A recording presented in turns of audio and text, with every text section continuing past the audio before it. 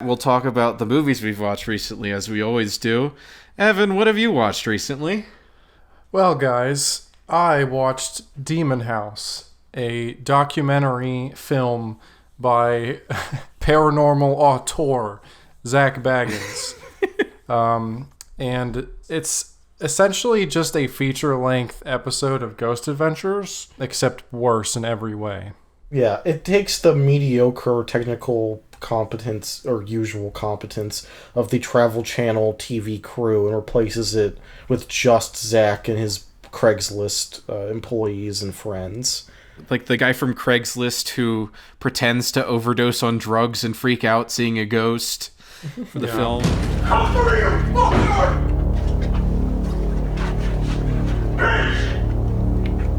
Whatever is affecting him, he's taunting it to do more.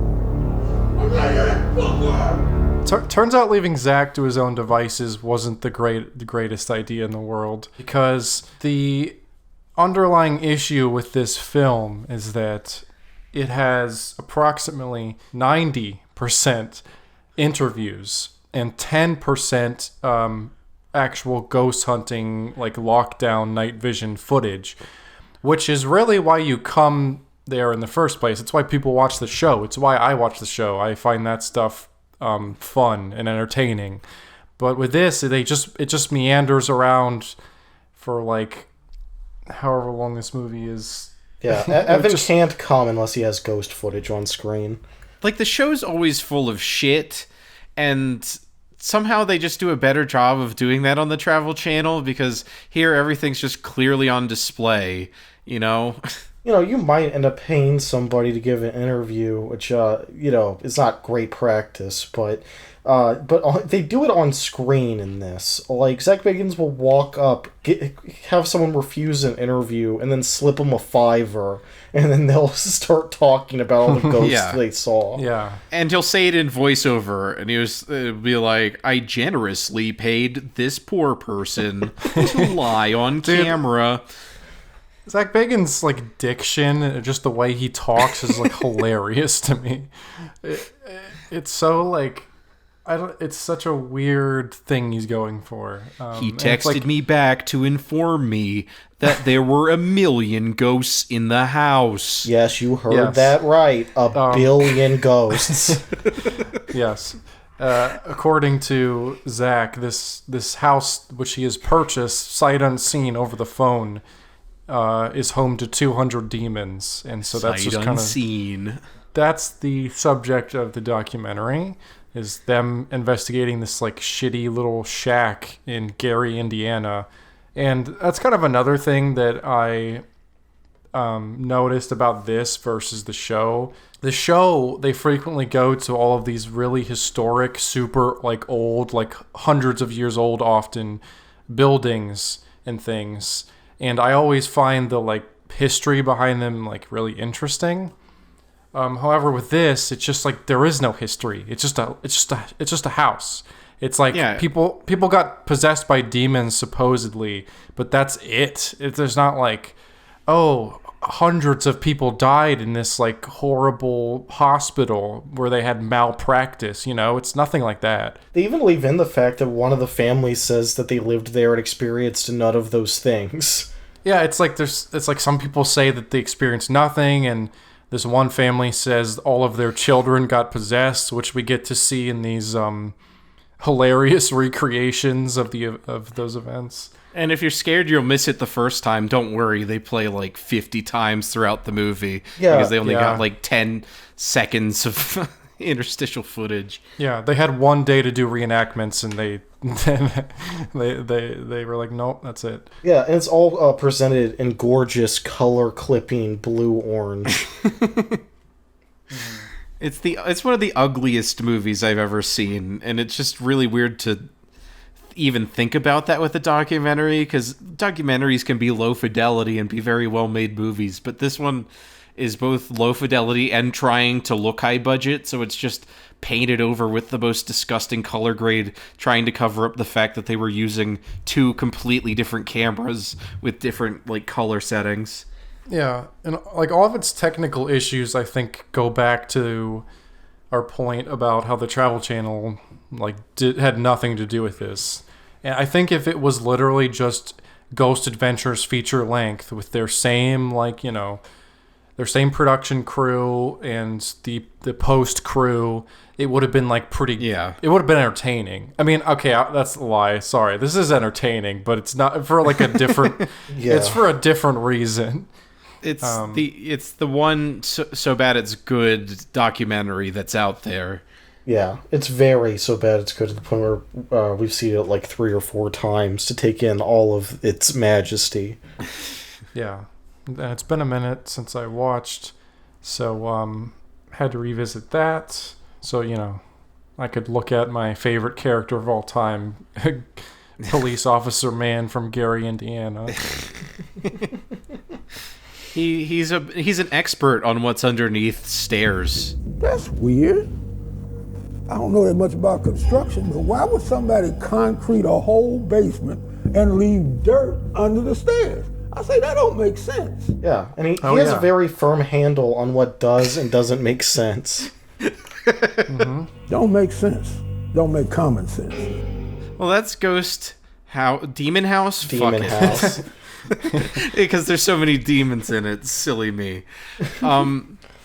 Also known as Low Income House in Gary, Indiana. I think that's the international title. So, yes. Aaron, what did you watch? Okay, well, Evan had never seen the Lord of the Rings films, so we watched them all on my Blu-ray box set. It's a really nice set. It's got a ton of bonus features. But yeah, we did the 12-hour single-day expedition through them, which is a lot. It's a lot. Yeah, it was experience, to say the least. Yeah, but, you've seen them, audience, I'm sure, and, they're pretty good. They're good movies. So, I just wanted to talk about something that I really noticed when I looked at them, which is, they come from a very interesting moment in time where CGI had become good enough you could do stuff with it, but people still tried to use it, sparingly. So the movies, are big budget, but they use matte paintings and miniatures and every single technical effects thing you could possibly use, and they mix it all together, and it looks fucking fantastic. And it's just a reminder that we still have the technology to do this. There was no 11th commandment stating that we can never use miniatures again. Yeah. It's something I don't understand, because aren't miniatures just cheaper? I mean, I guess not always, but I think for the most part, stuff like that and matte paintings are cheaper than if you just did all of your scene or whatever with CGI. See, the problem is that your neurotic producers cannot make changes at the last second with matte paintings and miniatures, which are baked into the movie. Oh, yeah, that's a good point. If someone doesn't like that when they're on set that day, they can't do anything about it unless they just can it completely. Yep, and so you can't just constantly fuck with what the movie looks like all the way to the end. You have to make decisions and stick with them for the most part. Huh, you mean have a cohesive vision? Yeah, yeah. No, and it's just exciting to watch the fact that, and you can also kind of get this in the Sam Raimi Spider-Man movies, but old school compositing, miniatures, makeup mixed with CGI and all this other stuff. And it's I wish everybody, was oh, I have all these tools in my toolbox. What if I used a variety of them? While instead they just use the hammer for everything, no matter what they're doing. And now there's just bodysuits on just normal people that are completely CGI, like the Spider-Man movies now. Yes. Yeah, it's really weird. And for some reason, even when they bring back some old school technical stuff, it comes off wrong. I don't know if the integration's weird. A lot of that stuff in the sequel movies feels off. And the Star Wars sequels. Yeah, Star Wars sequels films. And I just don't really get exactly what they're doing wrong, but it comes off-putting, while these movies, it all feels very integrated. Maybe just become a lost art to a degree. I don't know, but... Maybe. I think we are rounding the corner, because, in terms of exclusively using blue or green screens, because... I don't know, like, as an example, the rear projection stuff that, like, The Mandalorian does. Yeah. That's kind of a nice, like, middle ground between old school Yeah. techniques and green screen, because the actors still have a background that they can see and they can act against. But it's, it's all digital. So again, that shit's expensive. So I don't know.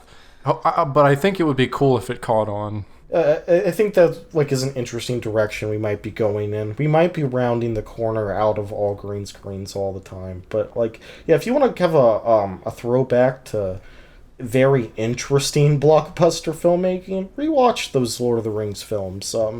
That era produced a lot of dog shit, but those blockbusters from the late 90s, early 2000s, like The Matrix and Lord of the Rings and Spider-Man, are really fucking technically interesting and cool. Yes, they are. And if you're psychotic like us, you can watch all 3 4-hour-long extended cuts of the films.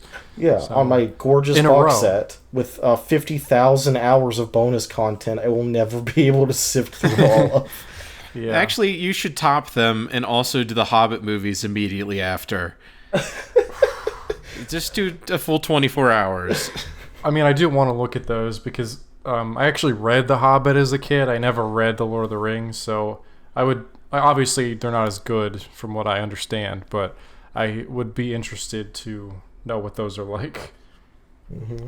Certainly, and you can watch them in high frame rate, as all films should be presented in. Yes. Oh, are they in like a high frame rate? 48, yeah. Oh, okay. I didn't know that. I think that was only a thing in the theater. I don't think you can even get that.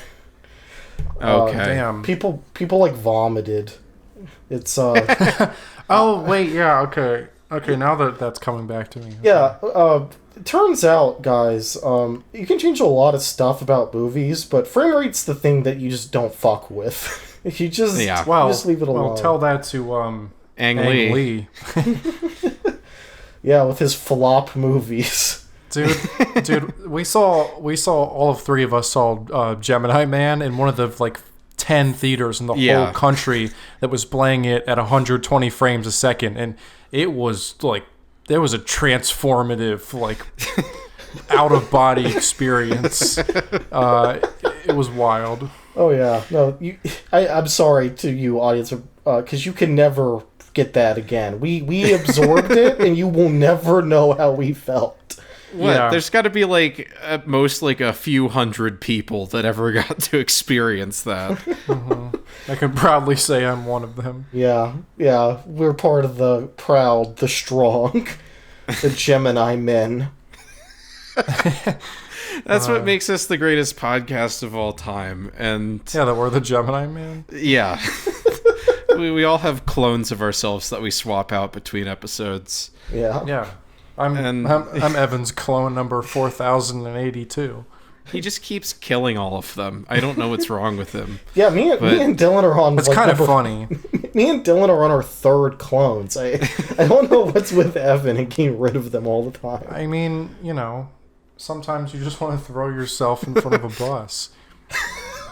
That's fair.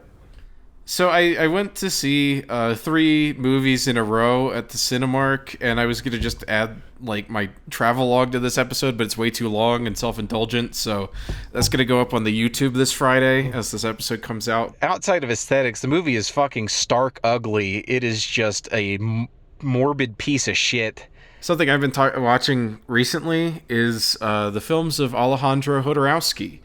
I have the box set from Alan Klein's record company, and then I got the recent 4K of Santa Sangre. And if you're not familiar with who Alejandro Jodorowsky is, I just will read you his Wikipedia. Just to put it out there. Isn't he the guy who did The Holy Mountain? Yes. Okay. Yeah, that's one of the movies. But let's see. He's 92 years old, born in February 1929 to a Jewish family in Chile, but they're French. Of French nationality. Since 1948, he has worked as a novelist, screenwriter, poet, playwright, essayist, film and theater director and producer, actor, film editor, comics writer, musician and composer, philosopher, puppeteer, mime, lay psychologist, draughtsman, painter, sculptor, and spiritual guru. Wow. Well, Jesus Christ. now that you finished reading Evan's bio, can you get to his? Yeah. So... Evan's one of the greatest mimes of all time.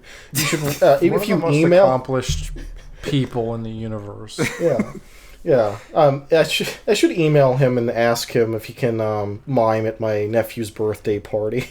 My daily rate is $100 per hour. Yeah, he's done a lot of things in his very long and seemingly not ending anytime soon life, as he intends to live to at least 150, he has said. He most famously is known as a director, and he just has this very unique style about him, because he borrows from, like, literally every sort of, like, mystical religion or belief system, and then he combines it with, like, Freudian psychology in a weird way, and it's just these extremely loose... There's not much of a narrative to these films, it's just things happen. It's surrealist work. I don't know, it's just a unique style. He has such an eye for visuals, but... So the movies are Fando y Lis, El Topo, The Holy Mountain, and then Santa Sangre, as I said. But I've been watching these with director commentary recently, because the movies are so unfocused on dialogue, because he hates dialogue. As a result, like, watching it with the commentary is basically just kind of like a different way to experience the movie, and you still get it. Whereas, like, director's commentaries on most movies, it's like, it's kind of a different thing entirely, because you're not getting, like, the plot as it happens through dialogue and everything. But he's a weird guy. It's just him saying a bunch of weird stuff, and not all of it is, acceptable socially or politically, but damn is he one crazy guy. He kind of pioneered acid cinema, because El Topo was actually the first midnight movie. Like, it had a very long run in New York, playing at midnight at a theater that John Lennon owned. So it kind of became the patient zero of the midnight movie thing. And those movies got him in trouble every time in Mexico, because that's where he filmed them. And there's a lot of interesting takes on religion visually and just overall. Like, at one point, Jesus shits into a vial. Like, the Jesus character, it's very clearly Jesus. It's not his name or anything in it. But he, like, shits into, like, a jar, and it's, like, boiled, and they, like, smell it. Okay. Yeah, I mean, that's how we hype ourselves up to start the podcast. Yeah, we get jankumed up. No big deal. Yeah, so, Mexico being a firmly religious culture doesn't take too kindly to these things. So he's been numerous times run out of the country and, like, assaulted at film premieres and everything. He's just, he's such a fucking character. And I really, really like the movies. Like, they're not for everyone, clearly, because he has very specific sensibilities, and they are very gross. Just bodily wise, there's a bunch of, like, weird, gross nudity, but at the same time, it's just like they're so earnest, and he's playing around with so many subjects at one time that it's just confusing in a way that's intriguing, and the visuals are just beautiful. Like, the amount of stuff he was able to do with what little money he got for these movies is insane. The sets, like, the practical filmmaking elements are, like, very well done. Yeah, well, why didn't he just throw up a green screen in the desert and then put it all in? No, he did. Oh, okay, okay. Yeah. I thought he was stupid or something. Okay. Yeah, clearly. He definitely sounds like a weirdo or auteur, which I'm always the big proponent of. Yeah, Holy Mountain's one of my favorite movies, I think. It's really just one of the most insane things you could watch. So definitely check out Jodorowsky's movies if any of that sounds slightly appealing to you. Like I said, it's not for everybody.